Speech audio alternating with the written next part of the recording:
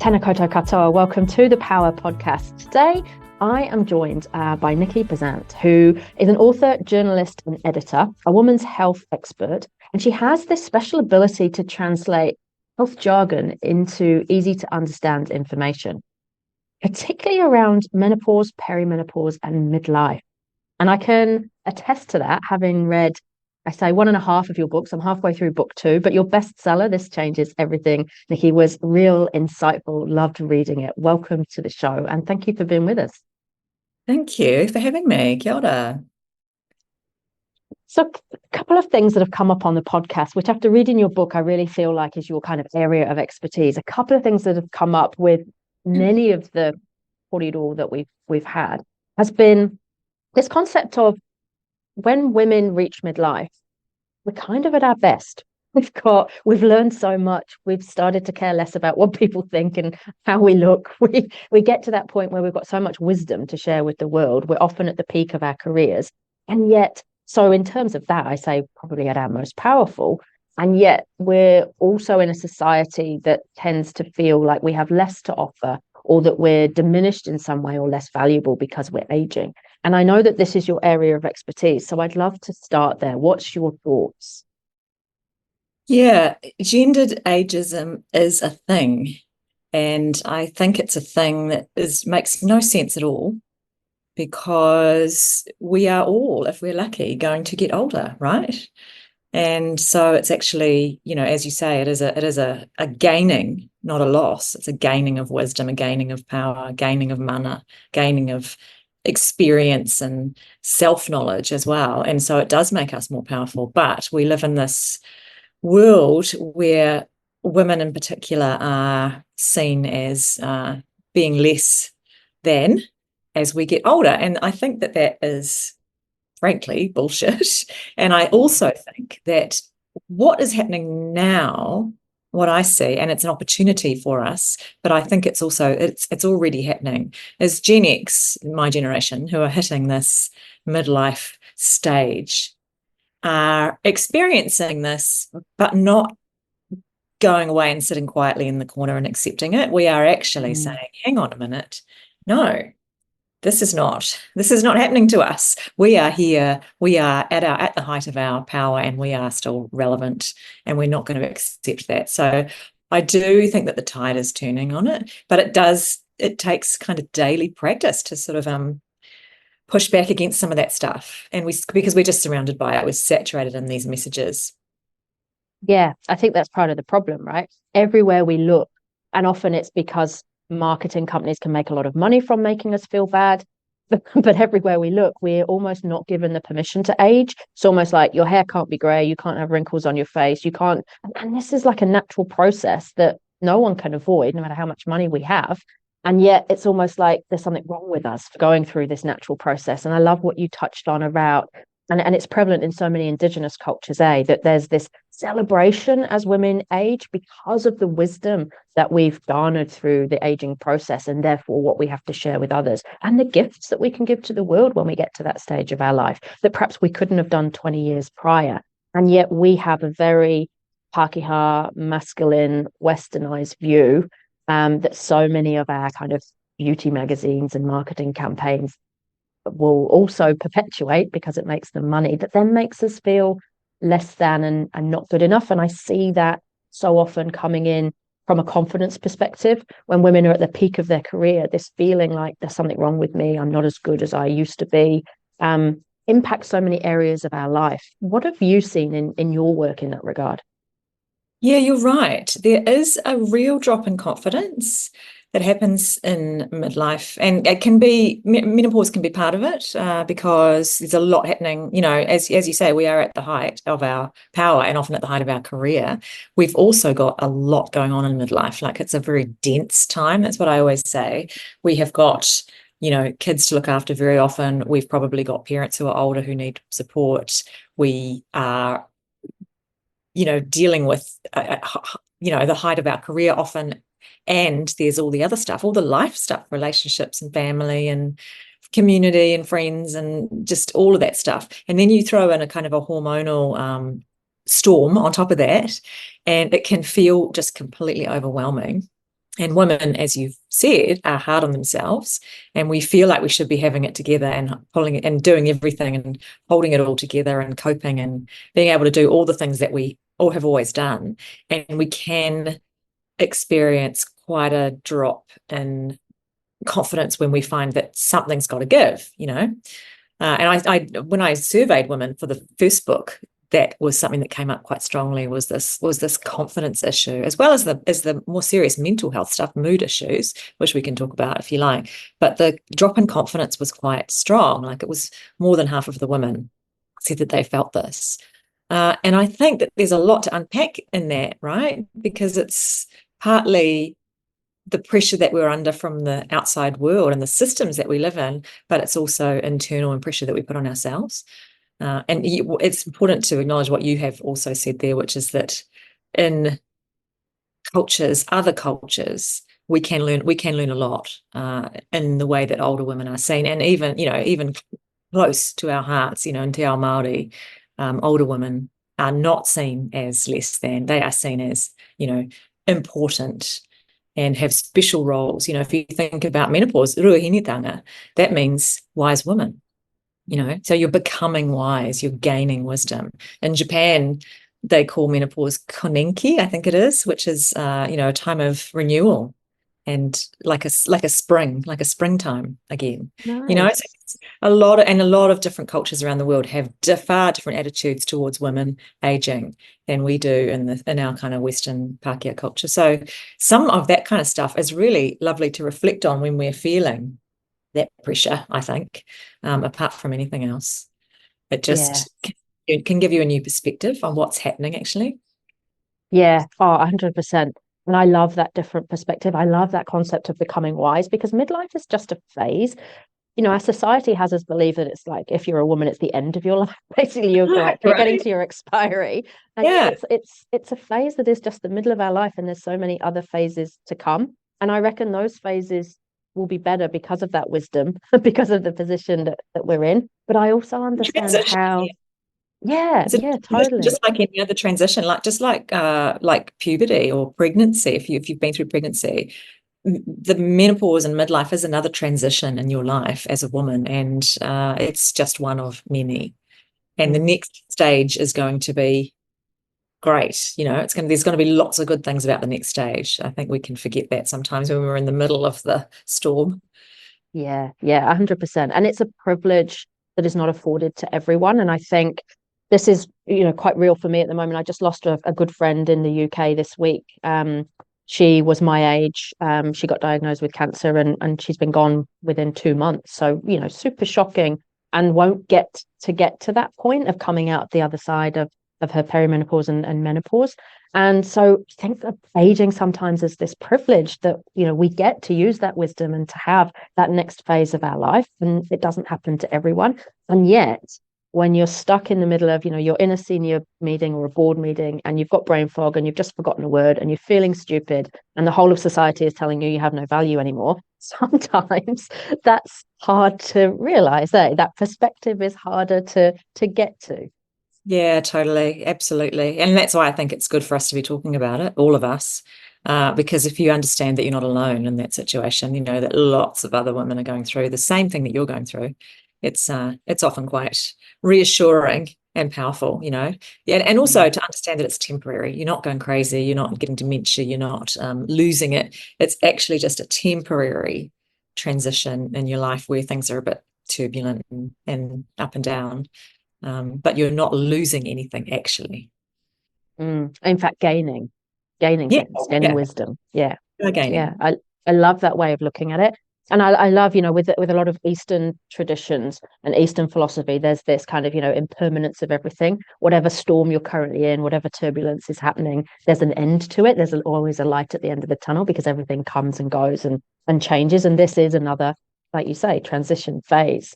I reckon, though, there's something quite unique to women, and certainly a lot of the women that I work with, around, whilst we know some of the things we should do to take better care of ourselves, regardless of what stage of life we're in, we're also often last on our own list, or we are plagued by the things we should do, and we're spreading ourselves too thin, or trying to do everything for everyone else and forgetting about our own needs.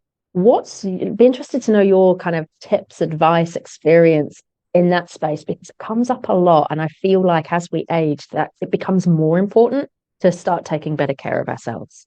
Yeah, it really does. I really don't like the whole kind of wellness, self-care thing being all about what we have to do for ourselves. I think that there's a lot of I don't like this idea that your wellness is all your responsibility as a person, Mm. that it's all about what you do for yourself, because I think that again puts a lot of unnecessary pressure on women. We live in systems that don't help us to look after ourselves a lot of the time. Women are still, even in midlife, still usually taking on most or more than half of the sort of mental load of running a household or running a family, if it's a family. And that means that they have to prioritize other people over themselves in ways that men don't necessarily have to deal with, or, just to be binary about it. If we're talking about, heterosexual relationships, it's so there's that, I think. And I, like there's I saw an interesting piece of research recently, which was about men don't have trouble getting exercise into their day. They just go and do it pretty much. And whereas women kind of feel like they have to make time. They have to make time when they're not prioritizing something else.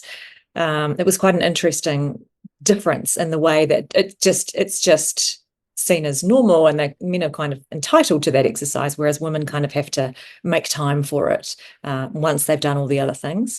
And it sort of makes me sad that we're still here at this point. So I guess I just encourage us to change how we think about that sort of stuff and not think of it as being selfish, because I think we have been kind of conditioned to think that anything that we do for ourselves, whatever it is, to look after our own health, or to, just go and look after our stress, or help us feel better in any way, is selfish, or being selfish because you're letting someone else down by maybe taking that time to go for a walk or go out with your friends and have a laugh or whatever it is. Whereas actually that is self-care, and it's just as important as anything else that you do for someone else. It's a hard one, but it's just a shift in mindset, and a seizing of that sort of time and space to do things for yourself without feeling bad about it.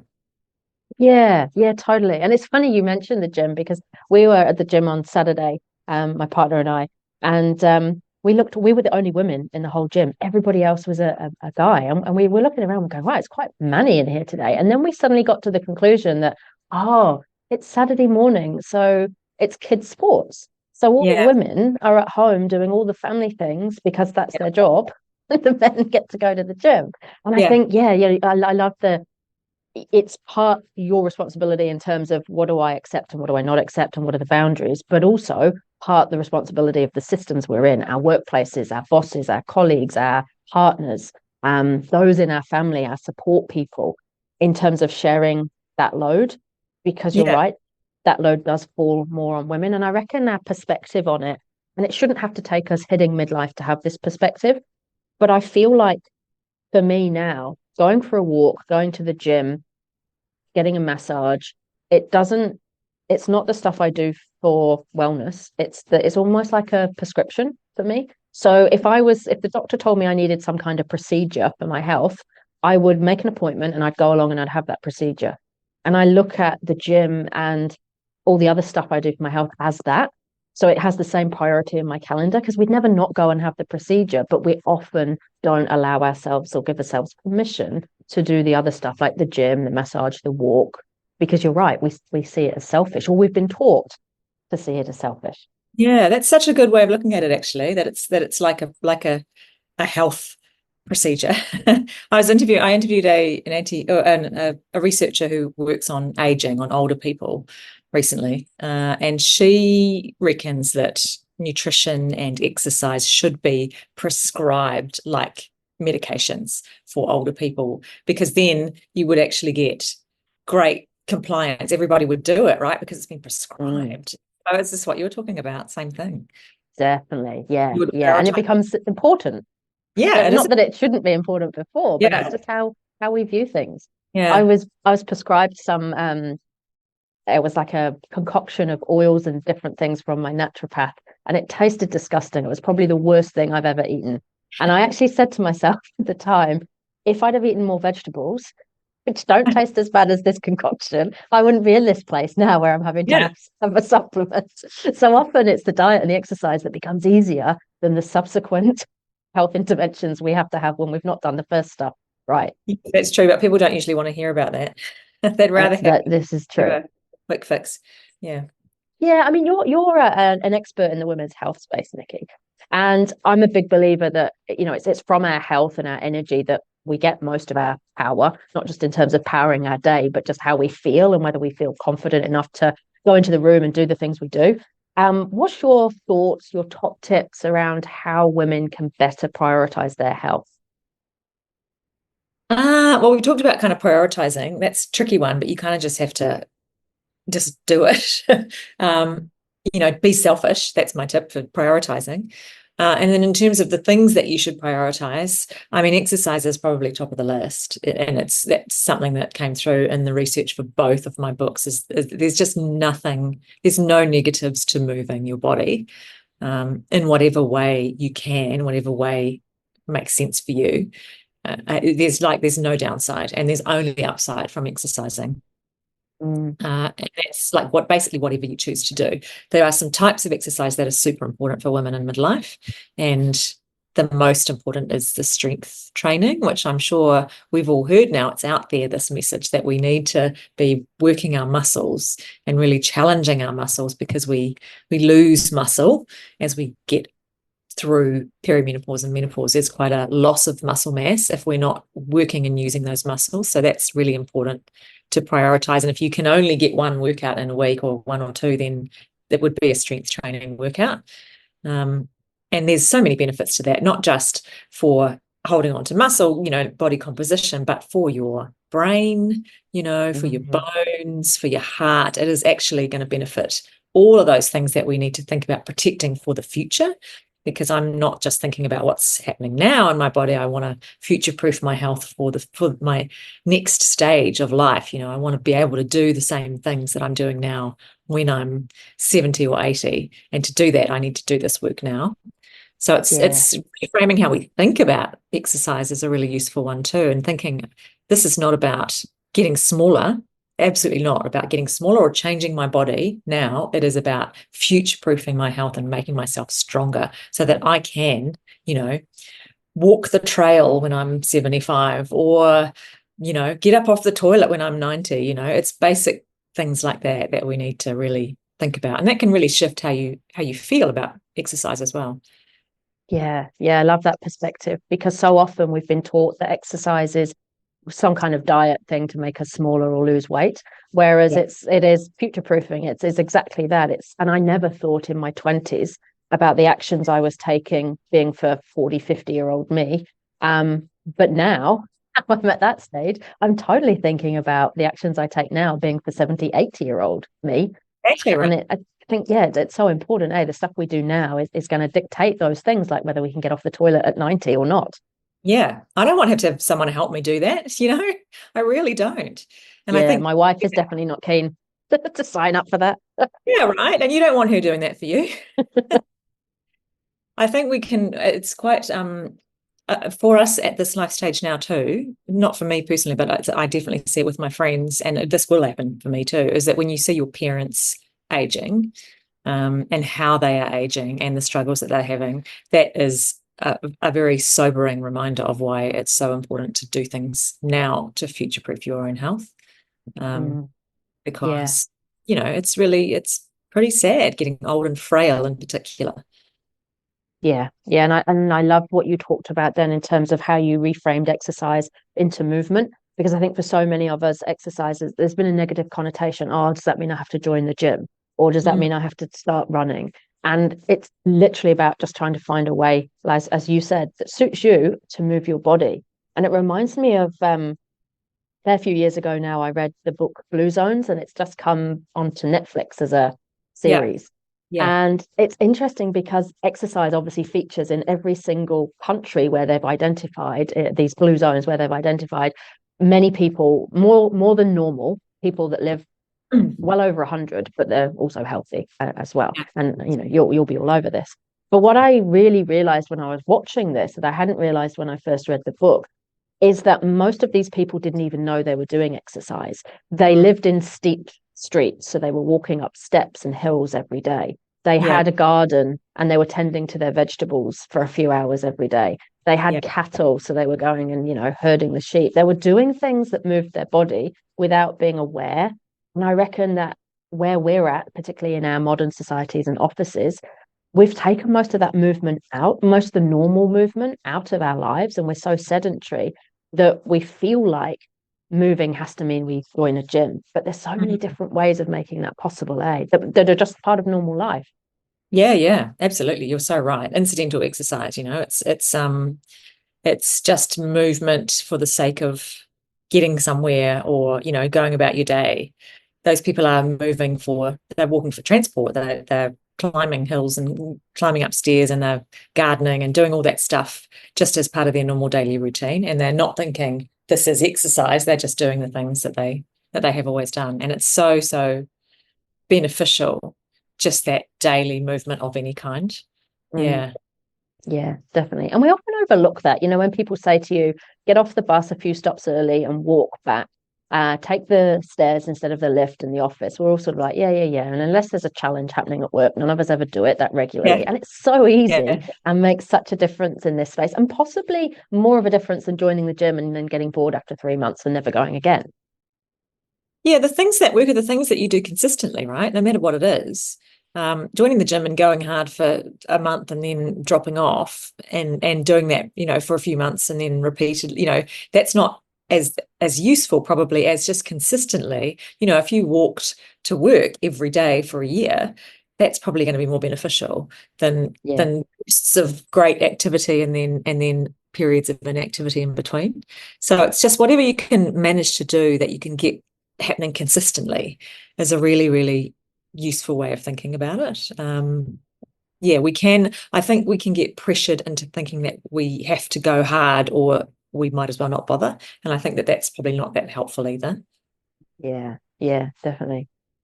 So becoming wise, the transition phase of aging, being a positive, not a negative, finding things that work for us, and ways of future-proofing ourselves, or doing the stuff now that will make a better future us, or at least a healthy future us.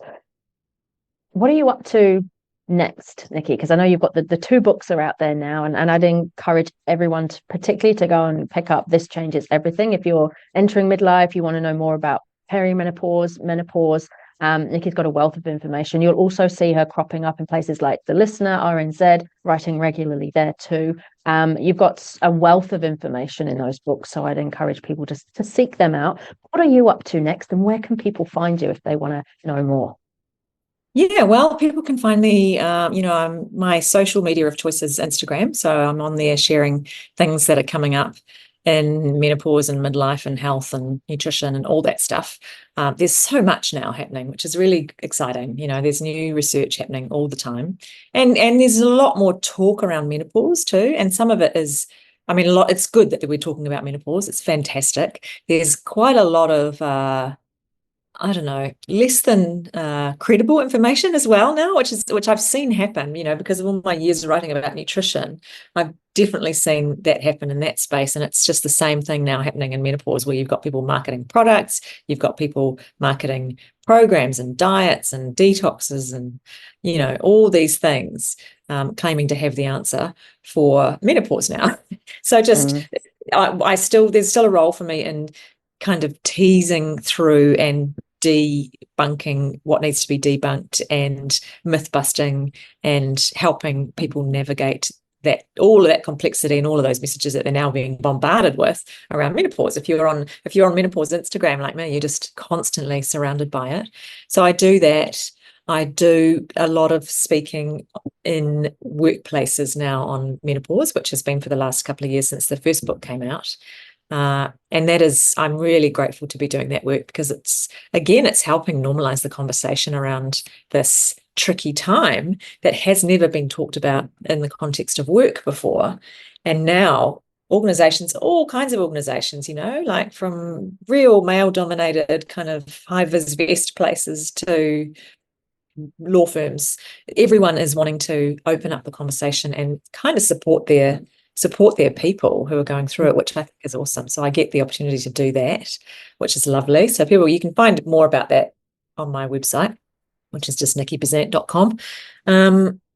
And I'm also really enjoying the journalism that I get to do, which is, as you said, for the listener mostly, and RNZ, which is delving into health topics that I think are important to talk about, and quite often women's health topics too, which is it's a very great privilege for me to be able to spend time working on those longer stories, and delving into topics that I'm just interested in, and interviewing big brain scientists and people who know a lot more than I do, and trying to understand the work that they're doing. So I'm doing that. And I'm also wanting to talk more, and I've done a couple of talks in workplaces, which are kind of a follow-up from the menopause talk, really, which is kind of like a menopause 101, and here's what you need to know, which is more around that positive aging, around that future-proofing your health, what you can do now to look after yourself for that next stage in your life, for the next 30, 40, 50 years, whatever it is.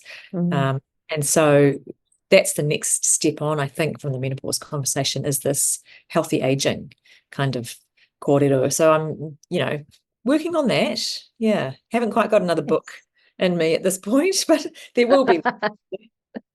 There always is, right? Once a writer, always a writer. There's always another idea percolating in the back of your mind, waiting to spring forth.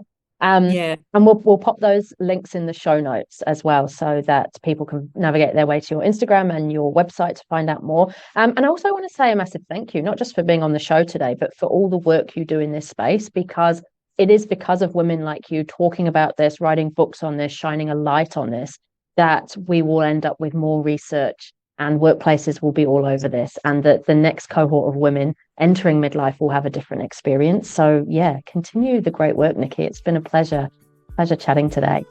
Thank you so much. That really means a lot.